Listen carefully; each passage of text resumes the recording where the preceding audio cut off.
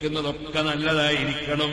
അങ്ങനെ കുട്ടികൾ മദ്രസയിൽ വന്നാലോ, മദ്രസയിൽ വന്നാൽ ഫാത്തിഹ കേൾപ്പിക്കണം, സ്വലാത്ത് കേൾപ്പിക്കണം, ദിക്ർ കേൾപ്പിക്കണം, ഇൽമ് കേൾപ്പിക്കണം.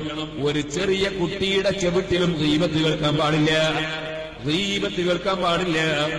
സുന്നി വിദ്യാഭ്യാസ ബോർഡിന്റെ മദ്രസയിൽ ഗീബത്ത് പറയൂല, ഒരു പണ്ഡിതനെയും ഗീബത്ത് പറയൂല, ഒരു സയ്യിദിനെയും ഗീബത്ത് പറയൂല, ഒരു മൂമിനെയും ഗീബത്ത് പറയൂല.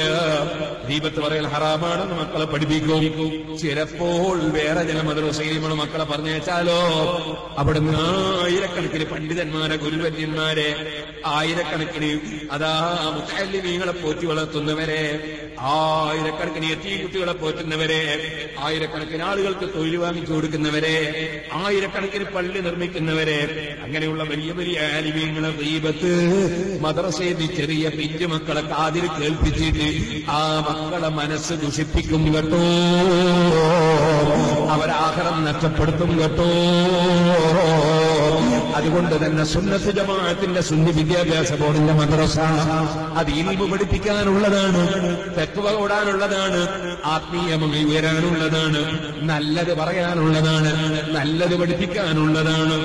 അത്തരം മദ്രസകളിലുള്ള പഠനം അത് ഔലിയാക്കളെ വഴിയാണ്, സാലിഹീങ്ങളെ വഴിയാണ്.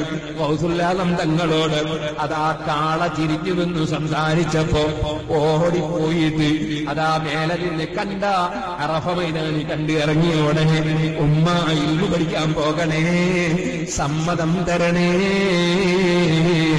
സമ്മതം വാങ്ങുകയാണ്. ബഗ്ദാദിലേക്ക് പോവുകയാണ്. ഉമ്മ ഇൽമു പഠിപ്പിക്കാണ്. പോകുന്ന സമയത്ത് 40 സ്വർണ്ണ നാണയം ചെറിയൊരു സഞ്ചിയിൽ കെട്ടി ആരും കാണാതെ കക്ഷത്തിൽ വെച്ചു കൊടുത്തിട്ട്, മോനെ കള്ളം പറയരുതേ, സത്യം മാത്രമേ പറയാവൂ. സുബ്ഹാനല്ലാഹ്, സത്യം മാത്രമേ പറയാവൂ.